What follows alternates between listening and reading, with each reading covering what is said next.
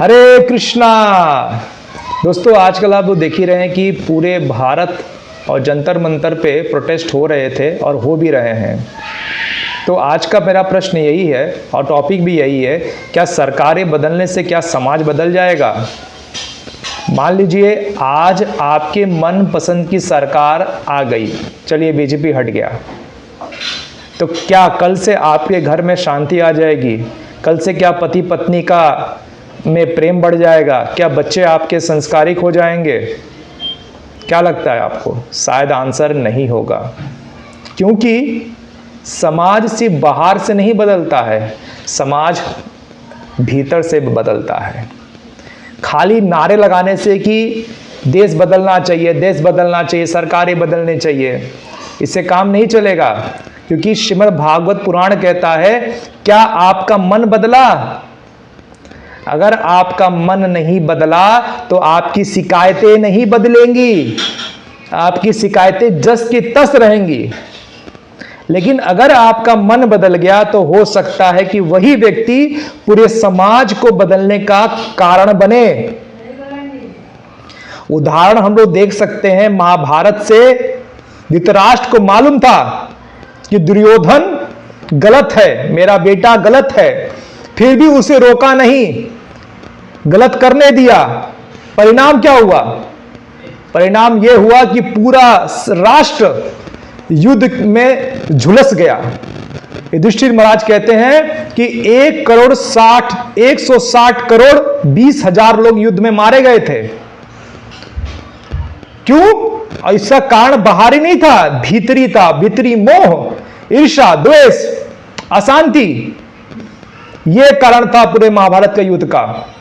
उसी महाभारत युद्ध में जब अर्जुन लड़ाई लड़ने के लिए जब खड़ा नहीं हो रहा था, तो भगवान श्री कृष्ण ने उसे भगवत गीता का ज्ञान दिया, और उस भगवत गीता के ज्ञान से अर्जुन खड़ा हुआ और धर्म की संस्थापना करने में भगवान श्री कृष्ण की सहायता की।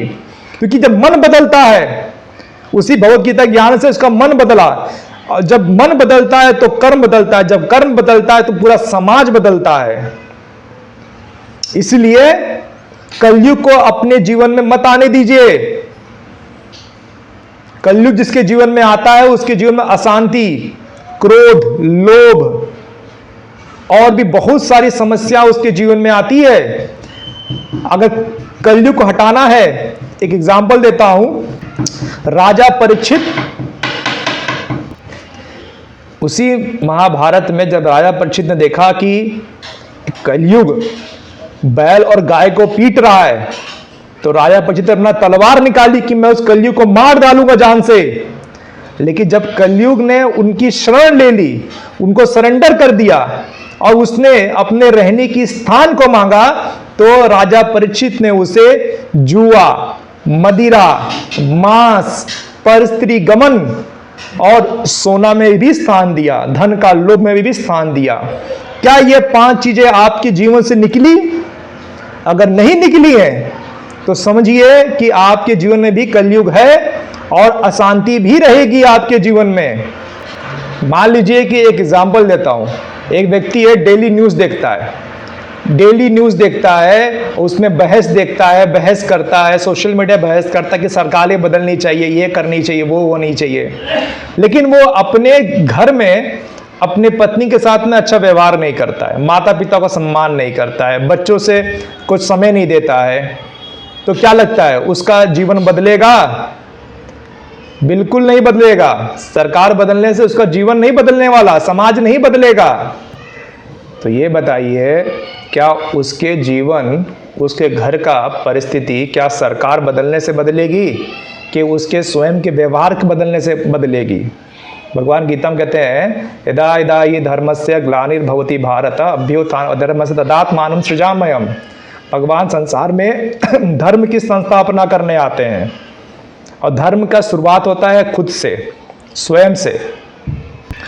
और जो प्रतिदिन आप 30 मिनट से 1 घंटा से 2 घंटा जो डेली आप ये फालतू के न्यूज़ चैनल देखते हैं, एक न्यूज़ चैनल कहता है कि ये सही है, दूसरा कहता है कि ये सही है, दोनों पक्ष को आप आकलन करते रहते हैं। जो आपके मन की बात कहे उससे आप खुश होते हैं, जो आपके विरोध की बात कहे यूट्यूब चैनल्स पे या न्यूज़ चैनल पे आप दुखी होते हैं। अरे भाई वही चैनल, अगर वही समय अगर आप 30 मिनट भगवान के नामों का जप करें, श्रीमद् भगवत गीता पढ़ें, भागवत पुराण की कथाओं को सुने, तो आपका जीवन बदलेगा, आपके व्यवहार बदलेंगे।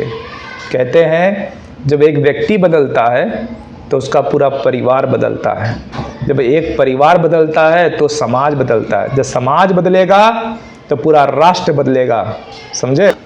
इसलिए प्रश्न ये ना करिए कि देश कब बदलेगा, प्रश्न ये करिए क्या मेरा मन बदला, क्या मैं भगवान के नाम का जप कर रहा हूँ, क्या मैं भगवत गीता पढ़ रहा हूँ, क्या मैं भागवत कथा सुन रहा हूँ।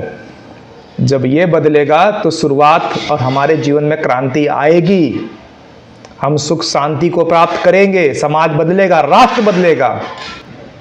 इसलिए क्रांति कैसे है मैं बताता हूँ।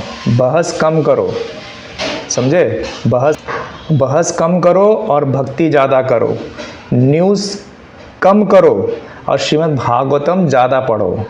जितना कम न्यूज़ कान में डालोगे और उसके बजाय श्रीमद् भागवत पुराण की कथा को कान में डालोगे, क्रांति आएगी। और क्रोध, काम क्रोध अपने जीवन में कम करो और कृष्ण भावनामृत, भगवान का चिंतन, कृष्ण भावनामृत बढ़ाओ, आपके जीवन में क्रांति आएगी। यही संसार में सुखी रहने का मार्ग है, दूसरा कोई मार्ग नहीं है। जब आप अपने जीवन में क्रांति लाएंगे तो आपके परिवार में क्रांति है, परिवार से पूरे समाज में और समाज से पूरे राष्ट्र में क्रांति आएगी। हरे कृष्णा। सभी लोग इस बात को ध्यान रखें और भगवान का नाम को जपते रहे। हरि बोल।